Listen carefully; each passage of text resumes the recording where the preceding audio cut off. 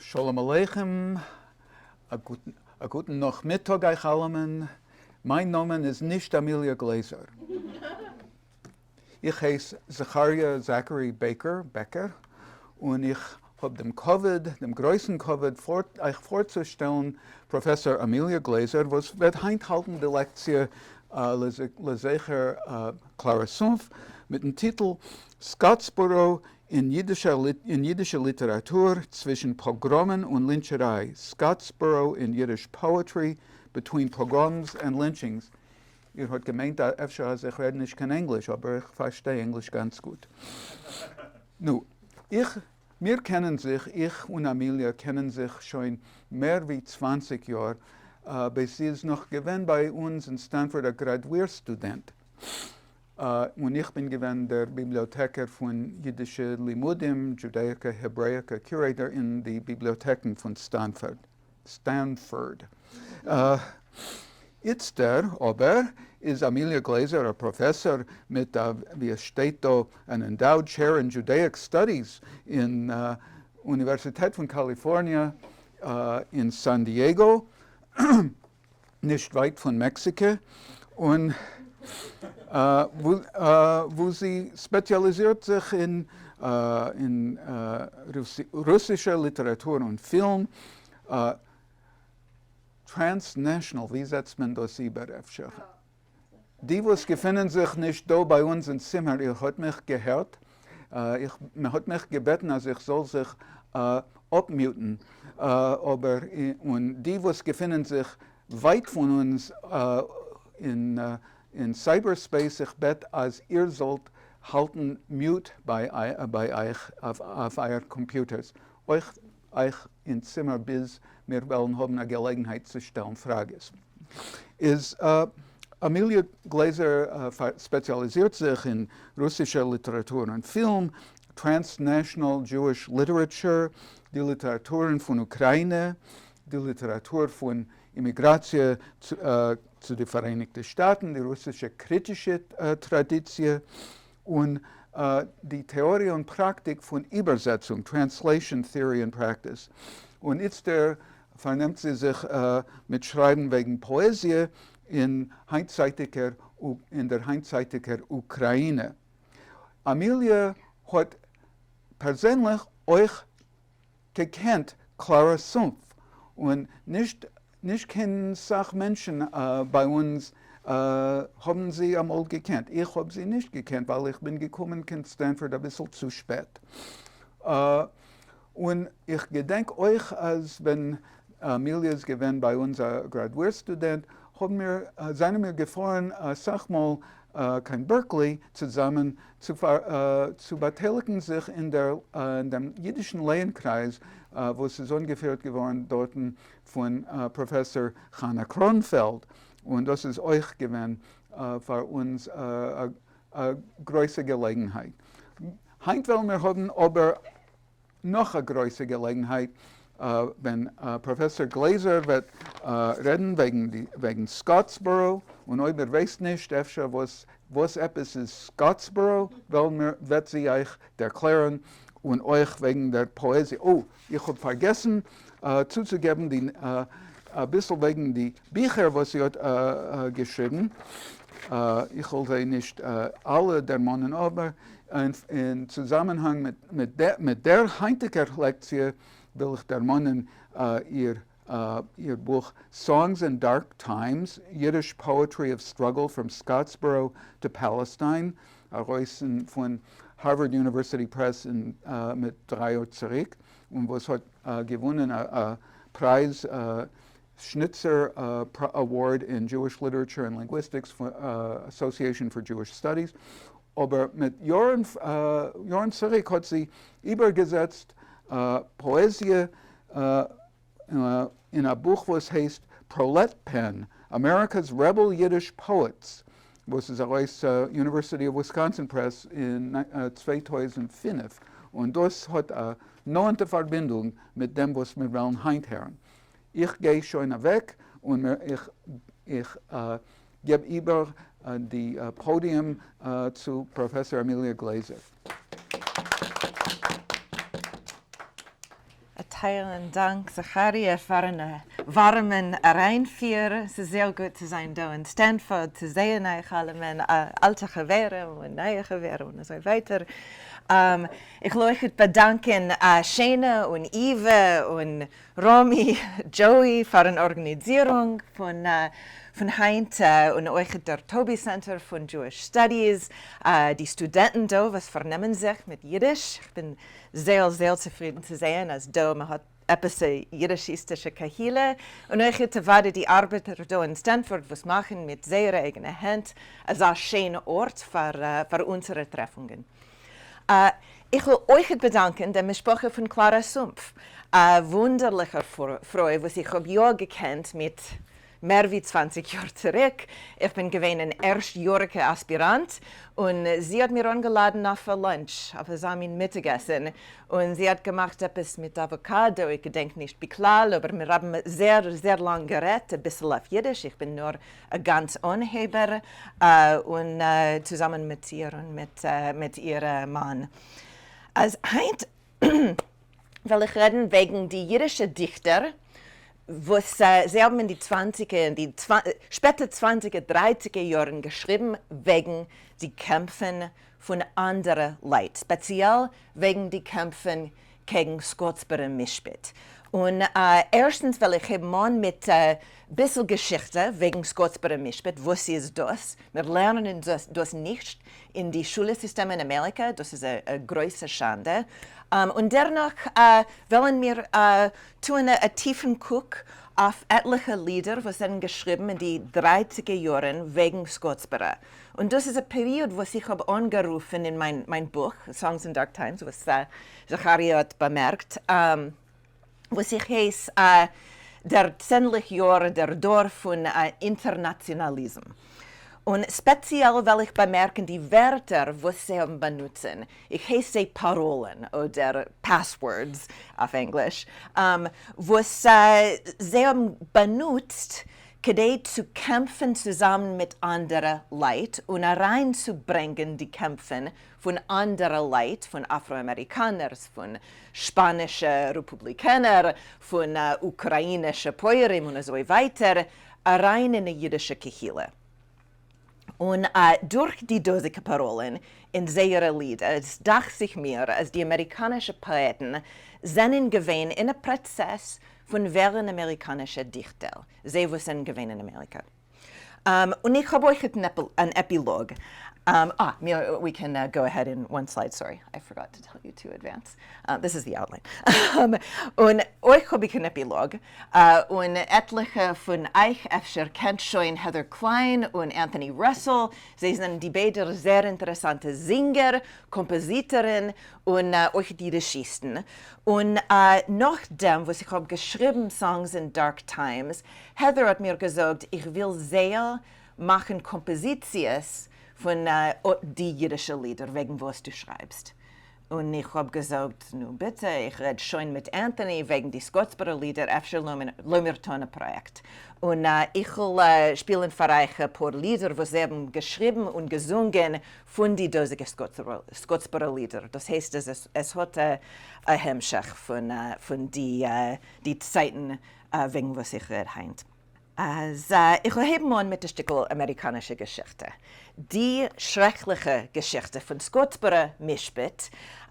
Und ich ein Bild von den 9 jungen Menschen, die sind vermischt geworden in Scottsboro, Alabama in 1931. Und das im Zentrum ist der Advokat Samuel Leibowitz.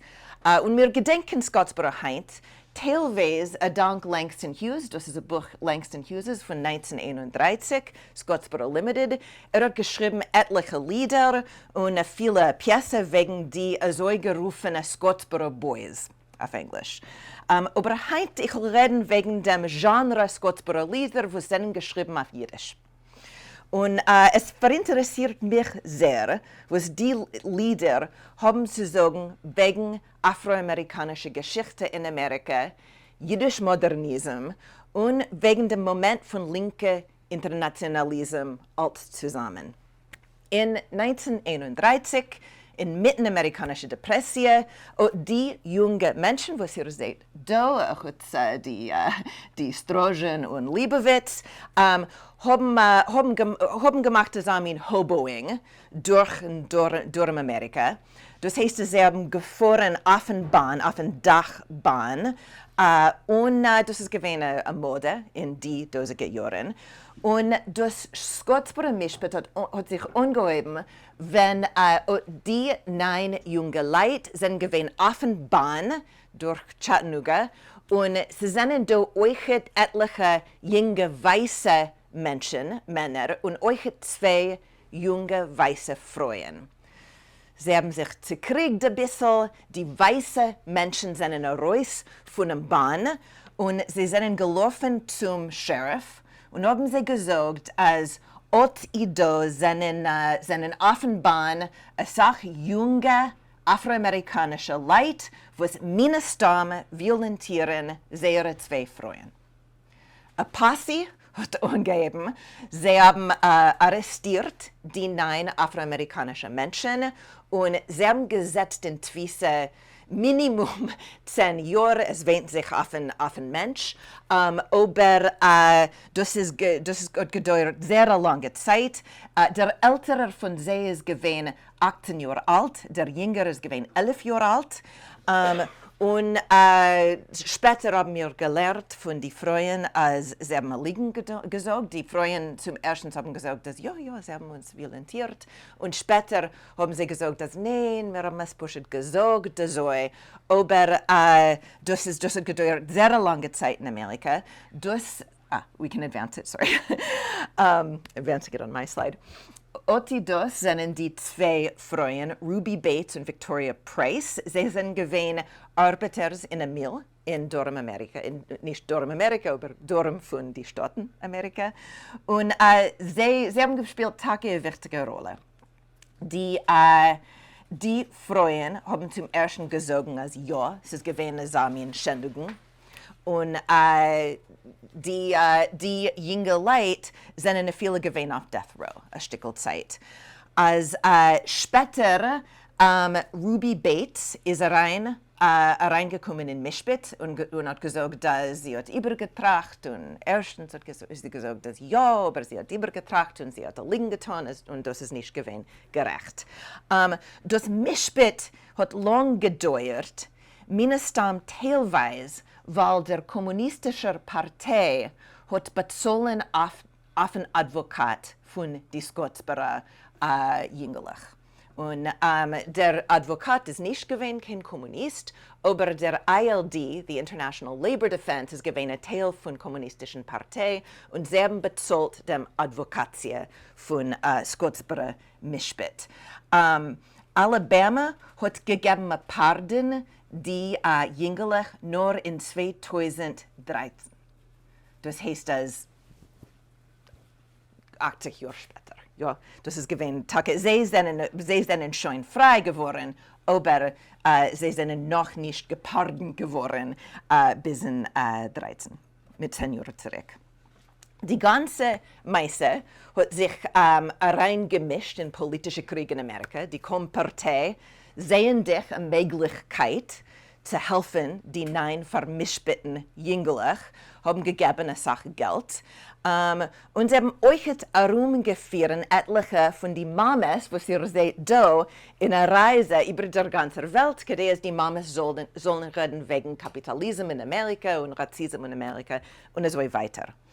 Als die Kompartei hat gerecht gesehen in Scottsboro eine Möglichkeit zu beschuldigen ein kapitalistisches System in Amerika, was ist basiert in Rassismus und erwartet euch in Klassismus. Und versteht sich als die Schreiber, was sind verbunden mit der Kompartei und mit kommunistischen Zeitungen, haben eine Sache geschrieben wegen Rassismus und speziell in die ersten 2-3 Jahren von Scottsboro Mischpit wegen die Scottsboro Jüngerlich. Ihre Lieder sind nicht nur wegen Scottsboro, aber sie sind wegen Lynchcherei beklau. Und lassen wir gucken ein bisschen tiefer. Und es ist eine komplizierte Meise. Ich will sagen, also das ist sehr parteiische Meise. Es ist eine komplizierte Geschichte in Amerika.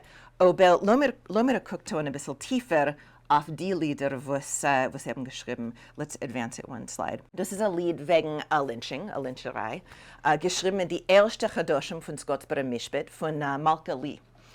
Und Lee beschreibt die Hargenung von einem afroamerikanischen Mann. Und sie benutzt ein Salem.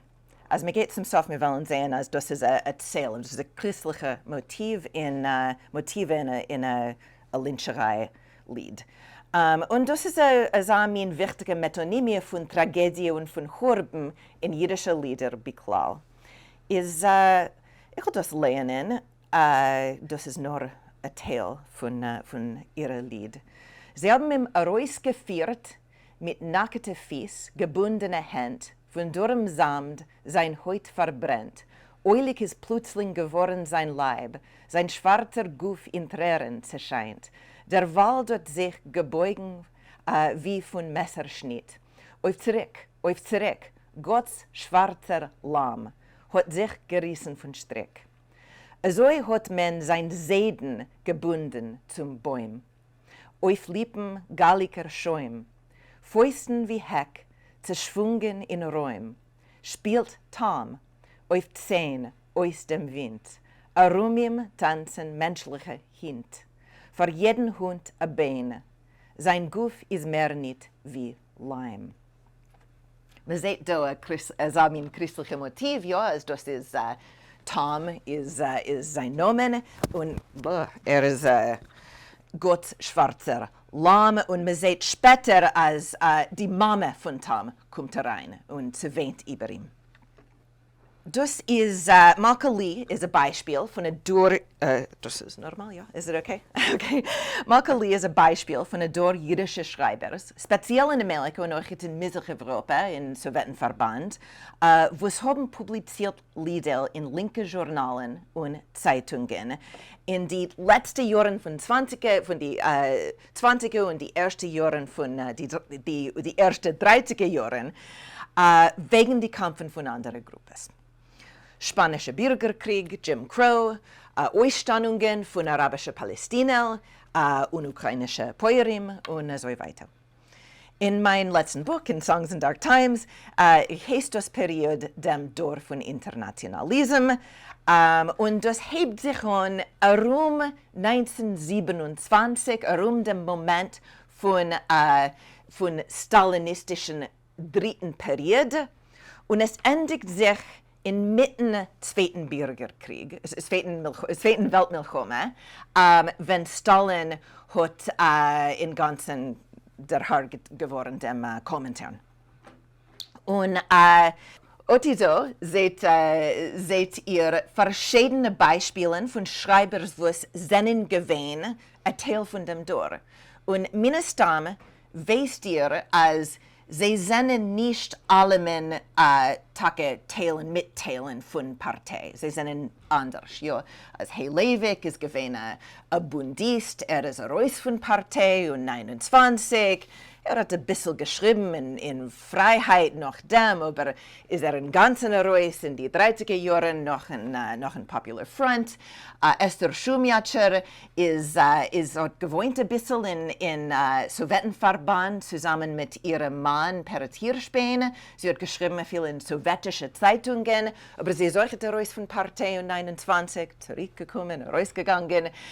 Malka Lee, dieselbe Meise, sie hat geschrieben in kommunistische Journalen und Zeitungen, speziell in kommunistische Freiheit, wo es gewesen der tagtägliche Journal von Partei in Amerika.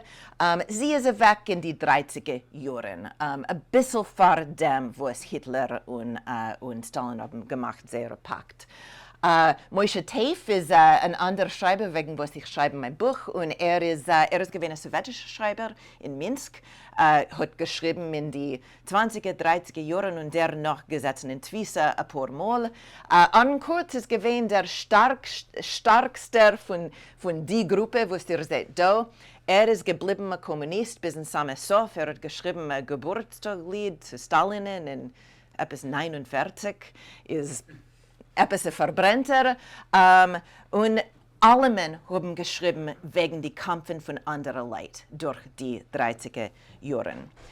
Und in verschiedenen Zeiten haben sie alle Menschen geschrieben in linken Journalen und alle haben beschlossen, annehmen die Kämpfen von anderen Gruppen wie ihre eigenen Kämpfen. Und sie haben das getan durch jiddische Parolen, was ich habe geheißen Passwords, Terminen, was haben eine spezifische Meinung bei Jeden, sei ein tagtäglichen Leben, sei ein kollektiver Gedanke, sei ein Kunst, sei ein Religie. Und sie benutzen auch die Wörter zu beschreiben die Kämpfe von den nicht-jüdischen Minoritäten.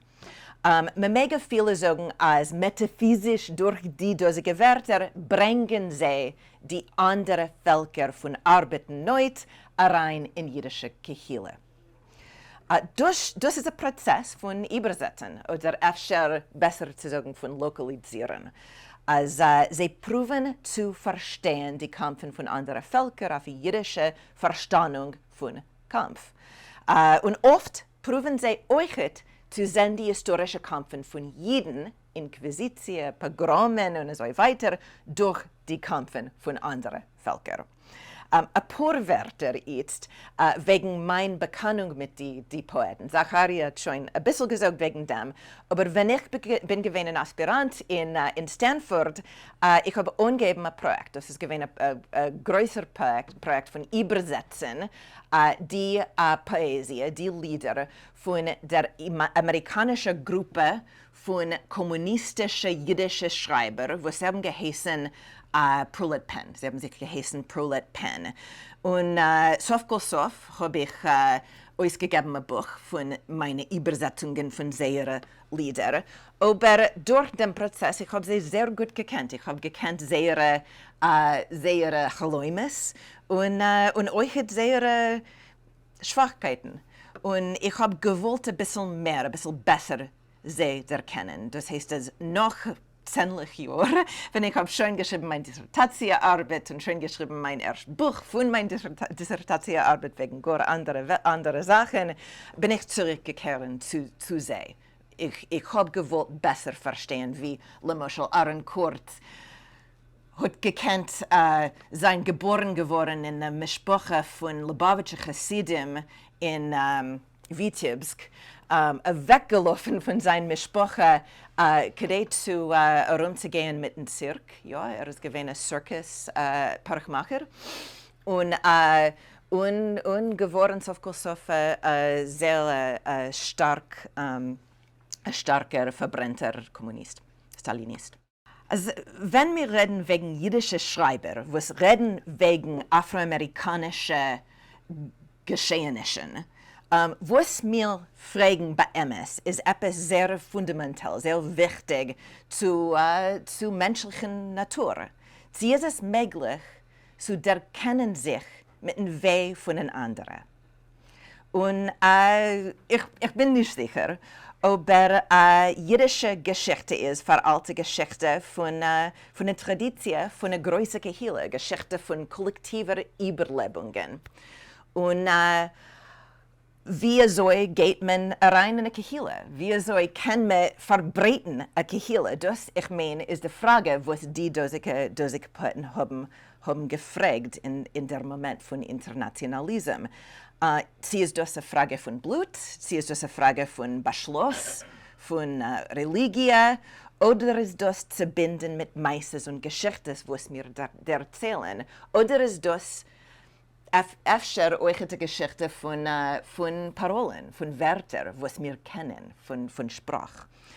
Also, das ist ein guter Beispiel von einer Parole, was Levi hat benutzt, um reinzubringen, 2 andere Leute, nicht afroamerikanische Menschen, aber Sacco und Vanzetti, die 2 italienische Anarchisten, rein in die jüdische Kehille, etliche Jahre früher. Das ist geschrieben in 28. Das Lied heißt Gott schwarzer Lamm und es endigt, sorry, das ist nicht Gott schwarzer Lamm, das ist ein anderes Lied. Das Lied heißt Sacco Vanzetti Jahr und das endigt sich in in einem Tweet von Sacco und Vanzetti. Das ist gewesen ein Jahrzeitlied, geschrieben mit Punkt ein Jahr später nach seiner Tweet. Also lass mir das lernen ein bisschen neuer. Heint, also wie vor Jahren, Charleston, das ist noch die erste paar Strophes. Heint, also wie vor Jahren, Charleston über der dem Taliens Fies. Es ist noch a viele nicht verzeugen geworden, mit kein Heitel der fuhlerischer Bies. Dasselbe Schlacht von Kateger zu Kateger, derselbe Fäust, dieselbe Macht. Und wir vergessen nicht die Weiser von Säger, wie sie haben getrifft mit Blut in August Nacht. Ja. Als 12. Säger bei Nacht, 23. August in 27. Die italienisch-amerikanische Anarchisten Nicola Sacco und Bartolomeo Vanzetti sind der Harget geworden durch Teutenstraf.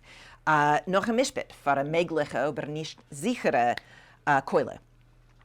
Und Leivik identifiziert da der Teutenschläger. Das ist dasselbe Schlacht von Kateger zu Kateger. Sacco und Vanzettis Kategers sind die Avles in Amerika, die nicht joischere Systeme von amerikanischen Mischbitten. Und speziell redet wegen Alvin Fuller, das ist der Gouvernator von Massachusetts in die Zeiten. Für Leivik, wie für jüdische Poeten von sein Dor, derselbe Schlacht hat wehgetan die Jiden in Amerika und die Anarchisten, die Jiden in Europa und die Anarchisten in Amerika. Leiviks Lied ruft uns, andere jüdische Immigranten, als sie sollen kämpfen gegen die Ovles von Hargenen, unbeschuldige Carbones, über der Welt. Der Kateger wird gewinnen a Parole für Leoners. Das ist ein rabbinischer Termin für einen Prokuror, Prosecutor. Aber auf jüdischer Kateger ist geworden ein Malach, was geht über das Größengericht von Himmel. Leiviks jüdische Lesers wird gelernt Kateger via Parole, was löst rein die nicht-jüdische italienische Anarchisten, Sacco und Vanzetti, in eine jüdische Verstandung von Kehille. Und sie wollten mindestens euch gehorten moich dem Kateger von Perites Bonche Schweig, was hat zerlacht in same Sof meisen, in Sof von Bonche Schweig, wenn Bonche will nur ein Stückel Brot, ihr gedenkt, der Kateger lacht. Es ist euch gedeiht zu bemerken, dass Sacco und Vanzetti allein seinen gewähnt Parolen für Nichtgerechtigkeit in Amerika in die Zeiten. Die Anarchisten Emma Goldman und Alexander Berkman auf der zweiten Jahrzeit von Sacco und Vanzetti haben geschrieben, als über der ganzen Welt Sacco und Vanzetti sind geworden ein Symbol, ein Schiboles von gerecht verhuveten mit Macht. Macaulay benutzt dem christlichen Salem euch wie eine Metapher für Lyncherei. Als Ottosoi nimmt sie ein wichtiges Motiv von zwei verschiedenen Genres. Der erste ist von jüdischen Pogromlieder, das ist Uri Greenbergs Uri Verzählen. Man sieht sehr viele Pogromlieder in die 20er Jahren, viele früher, was benutzen ironisch dem Zählen, wie ein Thema von jüdischer Kampf durch Pogromen. Und zweitens, sie benutzte Themen von Harlem Renaissance, von afroamerikanischer Modernismus, was hat schon benutzt, diese Thematik zu beschreiben, Lyncherei. Tzlomim mit einem afroamerikanischen Jesus geben über eine Ironie wegen Amerika, was ist ähnlich zu den jüdischen und hebräischen Pogromlieder von Greenberg und auch von die Bilder von Marc Chagall, Moschel. Based am Scottsboro Mischbet afroamerikanischer Dichter haben stark kritikiert christliche Zwies, Hypokritie, speziell wie die, was seinen stark zu binden mit einer Partei. Ja, Langston Hughes ist gewesen in die Jahren stark zu binden mit einer Partei, das heißt, dass ist gewesen eine größere Kritik von Christlichkeit. Die Scottsboro-Slummen von Langston Hughes, Lemoschel, der weisen Martyren, was seinen Kinder von einer rassistischen Gesellschaft. Hughes' Scottsboro Limited, das ist eine Pièce, was geschrieben in 31 ist gewähne, in wenig von das ist ein ganz Pamphlet und in wenig ist gewähne Pièce und euch ein paar Lieder als wegen Scottsboro. Und Christus in Alabama ist gewähne einer von sie und euch hat ein anderer wegen einer von die Scottsboro 9.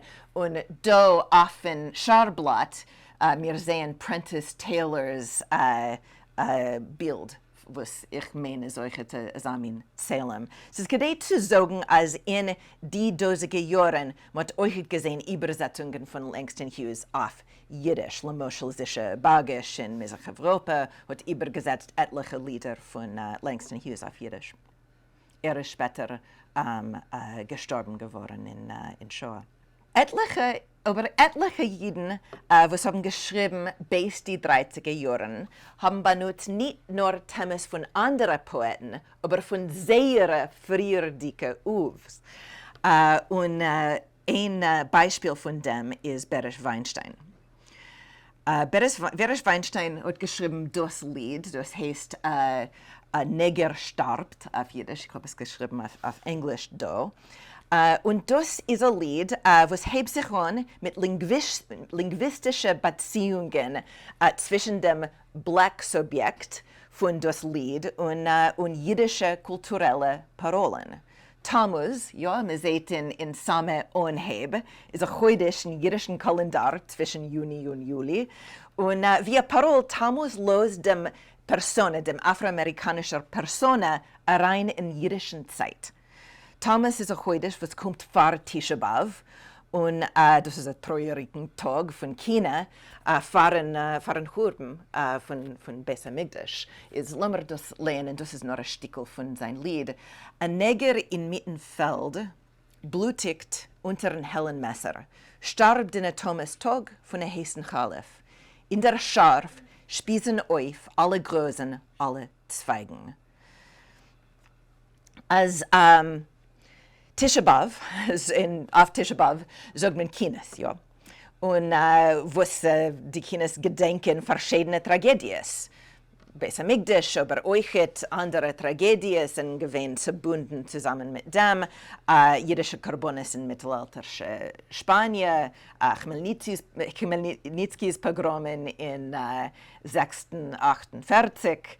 Und Weinsteins Lied ist euch in China. Ja, das Lynching geht rein in eine Reihe Tragedien von den jiddischen Lesers, was sie sollen gedenken. Aber damals geht es über auf etliche moderne Imagen. Da sieht man die Gufe von einem Korben in Terminen, wo seinen Kimat in heutige Verstandung eine rassistische Karikatur. Ja, wir dürfen das sagen. Ist wir lernen das zweite Teil. Das ist ein bisschen später im Lied. Die Zunge zwischen seine breite Lippen verhackt, macht wilder euch sehen das zergossene schwarze Mies. Der Personas Guf sieht euch wie Chaya und sein Zunge und Lippen machen ein exotischen Bild.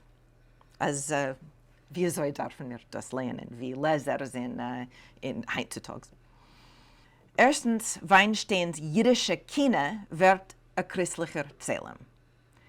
Und lassen wir lernen dem Samesof von Lied. Die Schkie verzerrt dem Tag mit scharlichen Brand, Fegel niederen vernachtigt zum Neger, noch Farzigung erop, die negerische Mama mit der Schmenje groß rät zum Mess, wischt das Blut von sein Mäul, von sein Hals. Alle ihre Finger klammern sich in einem teutens Haar, mitzusterben auf den Keiz von den Neger. Weinsteins jiddische Kine ist ein Salem und es endigt sich ein bisschen ähnlich zu Macaulay's Lied. Ja? Eine Persona, ein afroamerikanischer Persona starb auf Salem mit der Mutter, die weint, wie die christliche Mary. Es ist ein Salem jiddischen Pietà. Weinsteins starke Imagen von dem Korbensguffe hargenen die schöne jiddische Parolen. Also, was sollen wir tun mit dem? Was ist Tschekawe für mir, und was ist wichtig für uns, ich meine, ist, dass Weinstein es dacht sich beut auf ein Motiv von seinen eigenen frierdicke Lieder wegen Pogromen in Europa. Das ist der Anheb von einem anderen Lied, Henkers, und da, wie ein Neger starbt, erhebt sich an mit einer Image von Schritte. Da finden wir verschiedene Motiven, was sind sehr ähnlich, ich will pushen in dem Anheb da. Die Hack kielt und blutigt, die Hack räuscht und trieft, auf der Scharf spalten sich Hälser und springen ab, von einem warmen Schnitt verläuft der Blend mit Paare, das Blut zieht ab schnell und heiß von Kielen Stoll. Das ist ein Lied, was geschrieben mit 3 Jahren früher, und der hargener Mensch sei ein deutscher Jid, das ist ein Lied wegen einem Pogrom in Deutschland, und samme Anheb Faschism. Sei ein Afroamerikaner in Alabama, ist nicht mehr unter ein Feder von Weinstein wie Fleisch, ja, wie Blut, was zieht, wie in einem Prozess von koscheren Fleisch. Ich will nicht sagen, dass Weinsteins Imagen von Rasse sind gerecht, aber ich will nur erweisen, dass benutzt seine eigene frühere Pogromlied mit vielen Imagen von Schritte, um zu verstehen, was kommt vor in Lynchäerэй in Amerika. Und das Punkt wird als sehr direkt in ein anderes Lied von 36, was heißt Lynching. Und da schreibt in seinem Lied, Neger nicht auf dir bloß, ist gefallen der Gürtel von Verlendung. A Sach starben so wie du. A Sach heute sieht's der Mode a so noch starben heint umetum. In Wedding, in der Leopoldstadt und in Carolina. So, Pogromen und Lynchäerэй treffen sich in Scottsboro, und in dem Moment die amerikanischen jüdischen Poeten wären amerikanische Poeten. Ich will zurückkehren eine Minute zu Langston Hughes, if we could advance. Was hat beschrieben, Tzlomim mit seinen Liedern Christ in Alabama und Scottsboro. Beide sind in Reus in sein Büchel Scottsboro Limited von 31. In Scottsboro schreibt Hughes, und man sieht es da, who comes? Christ, who fought alone.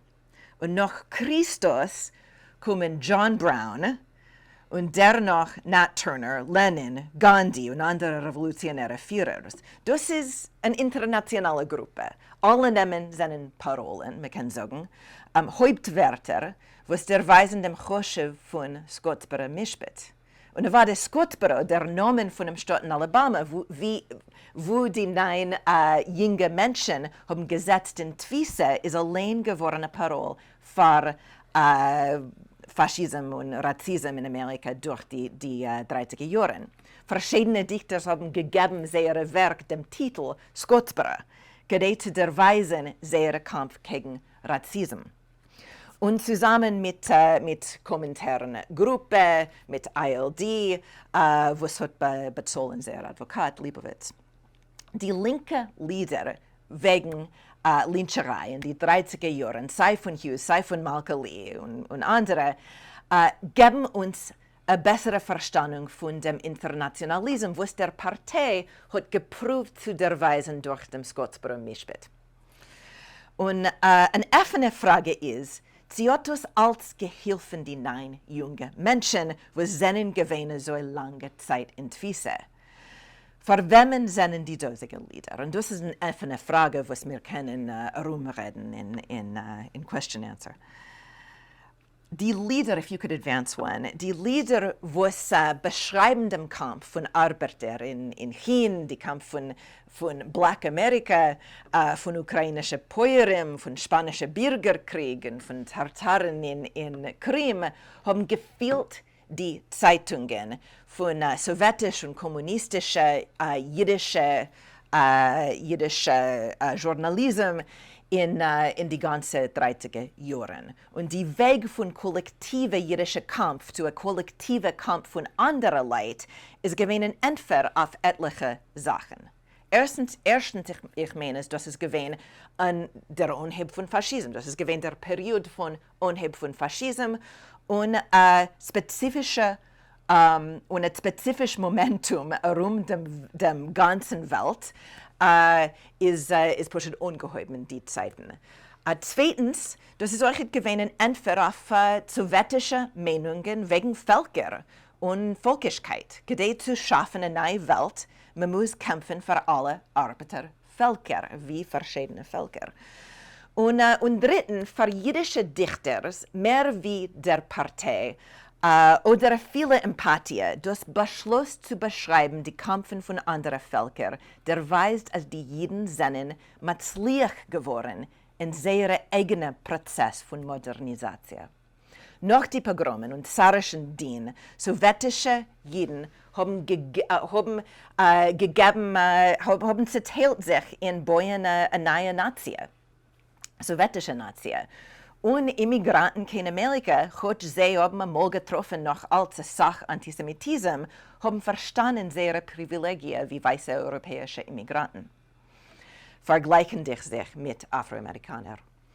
Und 14 linke jüdische Immigranten haben verstanden, als Sozialgerechtigkeit muss seine weltliche Probleme und nicht nur jüdische Probleme.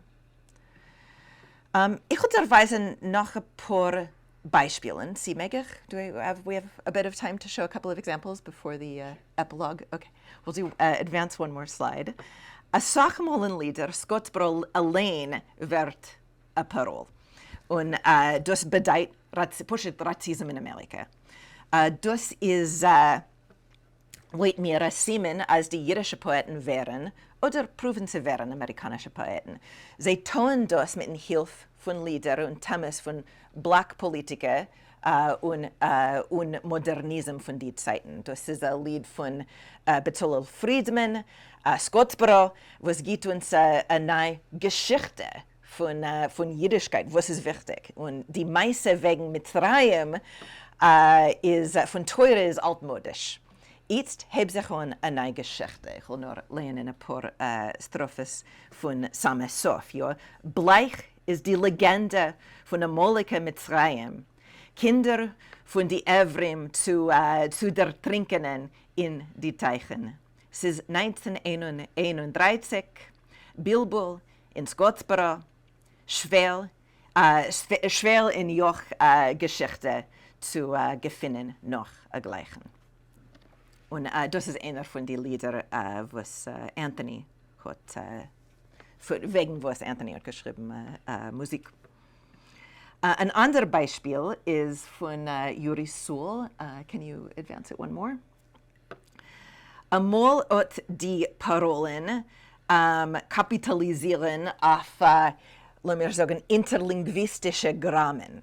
Ja, und das ist Yuri Souls Lied wegen Angelo Herndon, was ist, hat euch gesetzt in Twisse, noch Propaganda von Kommunismus. Und das ist ein Lied, was hat geschrieben auf Jiddisch, aber als man sieht, kiemat auf Englisch. Hat gesagt, die kommunistische Partei, ist gewinnt Galizianer, ja, Partei, hat gesagt, die ILD, die Scottsboro Boys shall not die. Angelo Herndon must be free. Do Yuri Soul schreibt wegen dem Aktivist Angelo Herndon und benutzte solche nicht nur Parolen, aber ganz Sprichwörter von Kompartei oder Kompartei. Das ist ein Lied von Yud Aleph Ronch. Und ist ein Poet und ein Prosaik, was hat die Sache geschrieben wegen Black Kultur in Amerika. Und da ist etwas, also hat genommen Imagen direkt von einem afroamerikanischen Dichter, da von Richard Wright. Ich habe nur ein Stückel von sein Scottsboro-Lied auf Jiddisch und danach wollen wir gucken auf Richard Wrights. Ich habe gesehen die schwarze Masse knien in Ekstase vor Jesus und dem Retter und Augen glotzige nicht aufgehört zu glühen und Hand Mesoliste geschreckt sich und gebeten. Also das Lied endigt sich mit afroamerikanischen Menschen, die kämpfen gegen Seierkeiten und warfen weg Christlichkeit. Und die Lied von Richard Wright, geschrieben ein paar Jahre, 2 Jahre früher, if you could advance one. Das ist der, ich will sagen, Original. Ja, I have seen Black Hands, was ist gedruckt in the New Masses in 34. Beide Dichter, der weisen afroamerikanische Massen, was gehen von Arbeit bis Kampf. Ja, I'm black and I've seen black hands, millions and millions of them reaching hesitantly and so forth. In Amerika, hat Einigkeit, Solidarity und Empathy. Man sieht in dem Fall von Ronch a größeren Will, a größer Jetzer, zu wählen ein amerikanischer Poet und zu finden neue Modellen, neue Mustern auf dem. Für ein Endigen, ich will bemerken, ein schwere Thema. Und das sind rassistische Epitheten, was einmal sieht man auf Englisch bei afroamerikanischen Schreibern wie Reklamatius. Was tun wir, wenn wir sehen sie auf Jiddisch? Das ist Langston Hughes' 1931 Christ in Alabama. Hughes mobilisiert rassistische Sprache, rassistischer Parole, man kann sagen, zu derweisen an hippokratische Amerika. Und da benutzt die samenschrechtliche Epithet mit einer heiligen Figur von Christlichkeit. Ich will es nicht lernen, aber ihr könnt es lernen allein. Ich will sagen, als das Epithet von Hass ist, laut Carrie Nelson, ein Beispiel von dem spirituellen Keuch von Black V. Mit dieser rassistischen Slur, Hughes beite Parole, ein Dog Whistle, man kann sagen, wie man sagt heint, und nimmt das rein wie eine Parole gegen Vergleichkeit. Aber was tun wir, wenn wir sehen die dosige Parolen auf Jiddisch? Das ist Malka Lee's, if you could advance one more. Malka Lee hat gedruckt das Lied in 33 in kommunistischen Freiheit. Original hat sie geschrieben nicht Neger, aber was ihr seht, was ihr hat gesehen bei Hughes, der Epithet. Und das Beschluss spiegelt ab der Beschluss von Hughes und andere Black Poeten, was reklamieren Asamin Slur auf Englisch. Später, wenn ihr Buch ist raus, in 1940, hat Macaulay gebeten dem Titel, auf dem, was ihr seht, Do. Das Lied beschreibt die Treffung in New Yorker Subway zwischen einem afroamerikanischen Mann, was bewegt sein Bruder in einem Dorm, und die weißen Mitführers auf dem selbigen Subway-Car. Und Lee gibt ein Call zu seiner Persona. Ich will Ihnen nur ein kleines Stückchen. O Lord, die Mörder, gib sie dein Straf. Auf der Sosne wiegt sich mein Bruders Guf. Lee dramatisiert die Beziehung zwischen weißen und afroamerikanischen Menschen in New York. Hin und zurück, der Neger erspannt, wer es fortmiet, trug die Schand. Die Mie von sehr afroamerikanische Schreinem, Lee sagt da, soll machen weiße Amerikaner unbequem. Und Lee, hoch sie ist gewähne jüdische Immigrant, sieht da ihre relative Privilegien in Amerika. Das Lied endigt sich in eine Image von Beschuldigen. In jedem Weißen sieht dem Mörders Bild. Nu, Jud Alefronch hat beschrieben Lees Lieder wegen Amerika, als sie sind geschrieben mit Liebe und Weh. Das sind Wörter von Ronch. Und weiter gibt verschiedene Beispiele. Dem chinesischen Laundry, sie beschreibt, Gottes schwarzer Lamm, bemerkt, und so weiter. Lees Lieder sind gewähnt als Szene vermachen ihre jüdische Leser unbequem mit Rassismus in Amerika.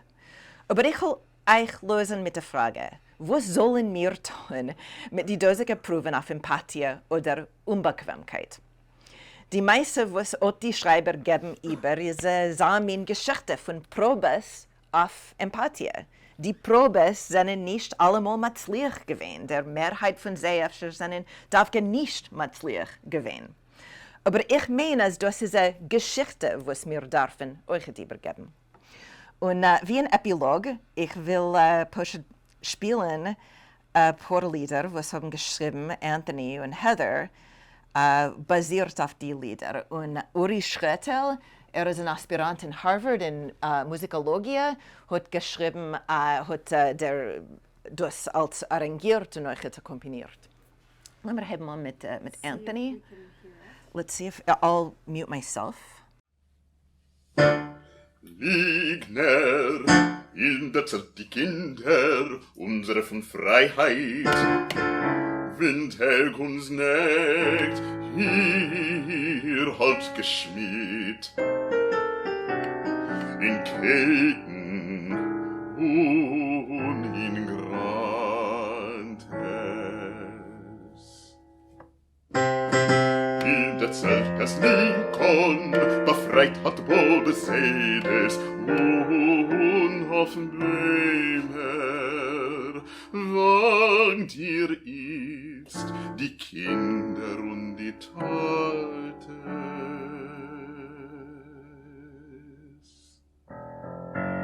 Sie kommen Kinder vom Kino, haben wohl mit freien Augen, ob Genarte von dem Liegen geben von Onkel Tom. Ihr seid das Lied, was Kinder haben, kleiner Heid gesäugen, und liegt in Herz, leg sie nicht sam zu nägern Millionen.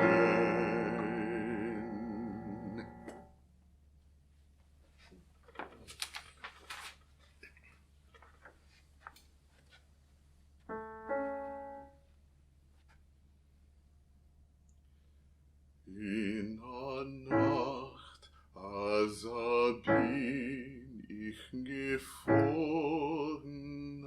heim, hab ich in Bahn vernommen, ein Junge gewein, ein junger Neger mit verbrochener Hand. Oh Lord, oh Lord, oh helf mir, helf. Sie oben geläuert auf ihm wie Web, verworfener Strick, wie auf a Feder Zäum, und ihm aufgehangen auf a Sosne Bäum. Oh Lord, wo hast du verkeult sein Heut, sein Schwatzen Obstand zu werden getäut. Oh Lord, die Mörder, gib sie dein Straf auf Sosne wiegt sich mein Bruders Blut. Patscht die Hand und beim sie wird in jeden Menschen ersetzt den Mördes Bild.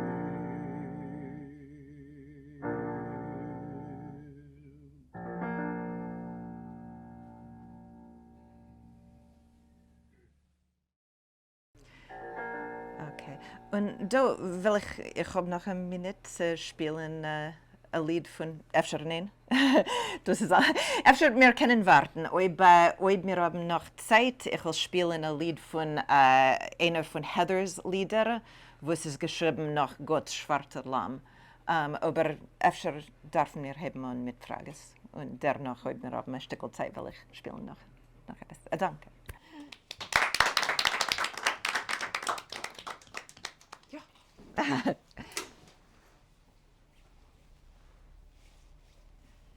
Ob ihr habt Fragen? Streckt rein. Ich habe eine Frage.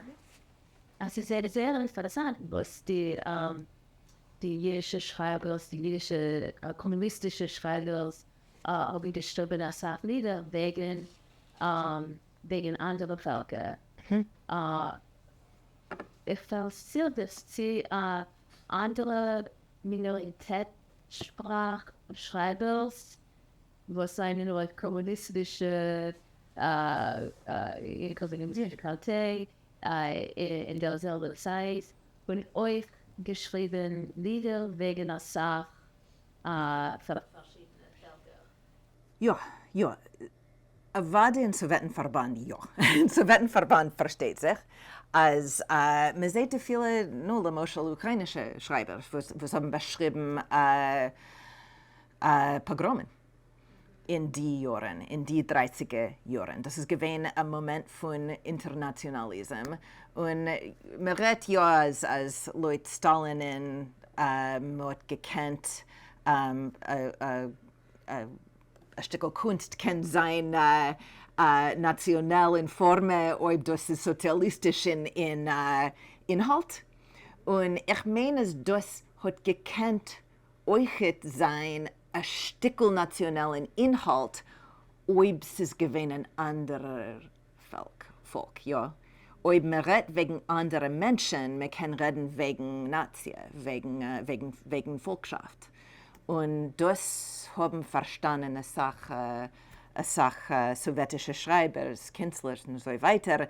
Aber versteht sich, als das ist euch gewesen über der ganzen Welt. Die Sachmenschen haben geschrieben wegen spanischen Bürgerkrieg. Ja, das ist der Moment von Popular Front, wenn man sieht viele arabische Lieder wegen Spanien und so weiter, was haben sich zerteilt in spanischen Bürgerkrieg. Aber nicht keine Sache wegen Scottsboro. Auf Russisch ja. Man hat gesehen russische Lieder wegen Scottsboro, weil das ist gewesen auf alle Zeitungen im Sowjetenverband. Aber sie sind gewesen eine Sache arabische kommunistische Poeten. Sie sind nicht gewesen keine Sache arabische kommunistische Poeten wie Jiden, aber sie sind gewesen. Und sie haben sie beschrieben Scottsboro nicht auf wie viel ich habe gehört. Aber öfter muss ich ein bisschen mehr tiefer reingehen in dem. Das ist eine dankbare Frage. Ja, das ist wichtig. Also das, ja. Zusammen mit Steve Lee habe ich redaktiert das Buch wegen Common Turn Aesthetics, ja. Und wir haben gegeben als eine Frage, als was kommt vor auf die alle Völker von Land. Und man sieht das ja, aber nicht allemal in demselben Kontext. Ich habe eine Frage und öfter darf der das überhausen für die, die befinden sich nicht da im Zimmer. Ihr habt geredet wegen der Amerikanischkeit von den link gestimmten jiddischen Dichter, von was ihr habt bewiesen auf dem Ekran. Welche, Langston Hughes, welche Amerikaner Poeten haben sie gelernt und haben sie noch gemacht oder haben sie seinen Beispiel gewesen auf sehr Schreiben? Auf Jiddisch. Auf Jiddisch. Welche Amerikaner haben das? Wer hat Malke Lee, wem hat sie gelernt? Berisch Weinstein. Ja, okay. Malke Lee, eine Sachmenschen haben gelernt, weil sie hat gedruckt in Freiheit. Und Freiheit hat gerade sehr Sachlesers, ja. Ja, nicht. Wem hat sie gelernt? Wem hat sie gelernt? Ja, ich habe nicht verstanden. Ja, okay. Welche Poeten hat sie gelernt? Hat sie gelernt. Welche Amerikaner Poeten hat sie gelernt? Ja. Ich bin nicht ganz sicher, aber weil ich habe geprüft, zu proben, sie haben ja gelernt, Langston Hughes und so weiter. Wir haben verlieren, ja, fein. Ich meine, sie haben gelernt die linke Zeitungen auf Englisch. Das heißt Contemporary, also verschiedene Zeitungen, nicht nur kommunistische, aber andere linke Zeitungen. Mindestens haben sie gelernt, Mike Gold und die Dosiger, nicht kein Poet, aber geschrieben meistens und so weiter. Sie haben gelernt, die Kommunisten. weil sie sind euch übergesetzt auf Jiddisch. Langston Hughes ist übergesetzt gewesen auf Jiddisch in die Zeiten. Aber Richard Wright, kennt ein bisschen. Hat gedacht, öfter kennen Englisch gut, gedei zu lernen ihm. Whitman versteht sich, haben sie gelernt, vergangene amerikanische Poeten. Aber auf wie viel ich habe verstanden, sie sind gewesen aktiv in einer Partei, sind ein Stück von sie sind übergesetzt auf Jiddisch und sie haben ja gelernt von den amerikanischen linken Zeitungen. Aber keine Sache, sind sie tief reingemischt in dem Indien? Ich meine es nicht. Sie sind nicht ein Teil von, sie sind nicht gegangen auf die alle Simchas von anderen, von Englisch redenden Poeten. Auf wie viel ich weiß. Efter kennst du andere? Ja. Man darf fragen bei Malcolm Lees urähnlich, was ich habe sie gekannt. Wenn wir sind gewesen in Radcliffe in November, gedei zu sich treffen und registrieren solche Pieces, nicht Pieces, solche Lieder, die das Einikel und Ureinikel von Malcolm Lees sind gewesen, euch dort. Man darf sie fragen. Es ist eine offene Frage. Should I go up and... Efter will ich, wir haben noch eine Minute, efter will ich spielen Heathers Gott schwarzer Lamm. Das ist das Lied, auf wem ich habe angeben. Could you actually push it back to the very first poem that I showed? Heather hebt sich auch nicht mit dem, aber mit anderen Liedern.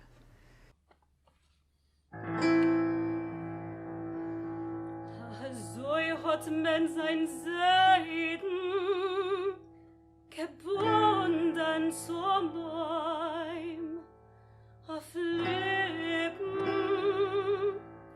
galliger Schäum. Fäusten wie Heck zerschwungen in Räum, spielt am auf Zehn aus dem Wind, Arom im Tanzen menschlicher Kind, im Tanzen menschlicher Kind, für jeden Hund ein Bein, für jeden Hund ein Bein.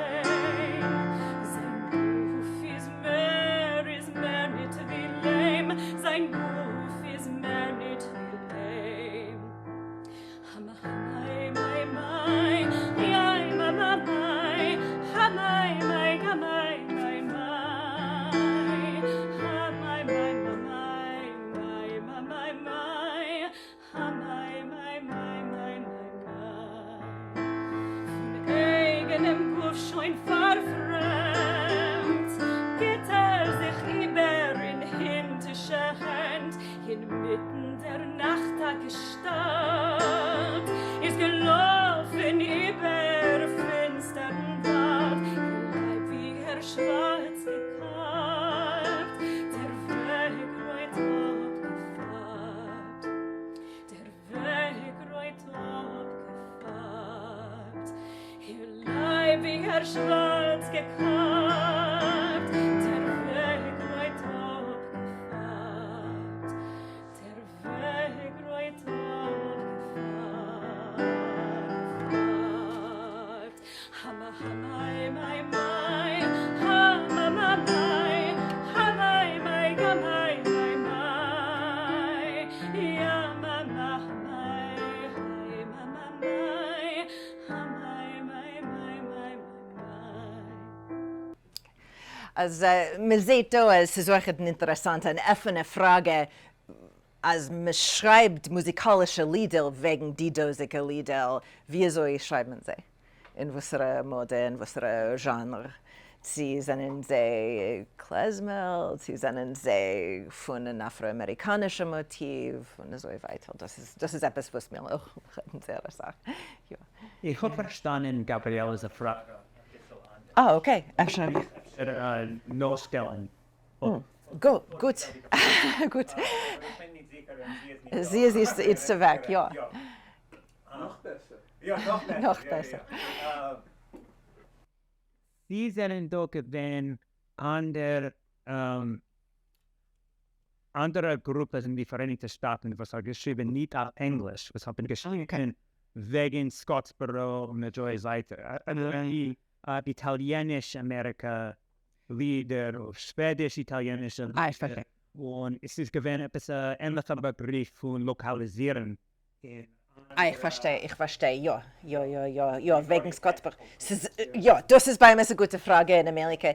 Ja, das ist, ich kann nicht entfernen, so lieb die Limitationen von meinem Forschen, aber ich wollte ja, ist als, ja, sie haben italienische Immigranten Lemoschel geschrieben wegen Scottsboro.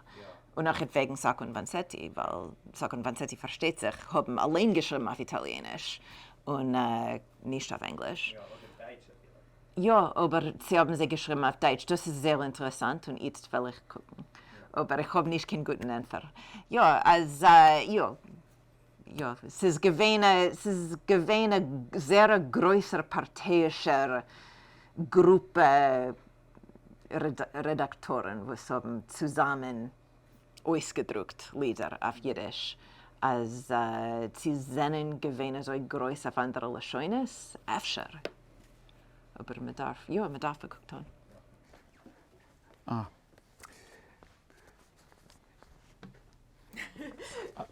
Dank, Amelia Glaser.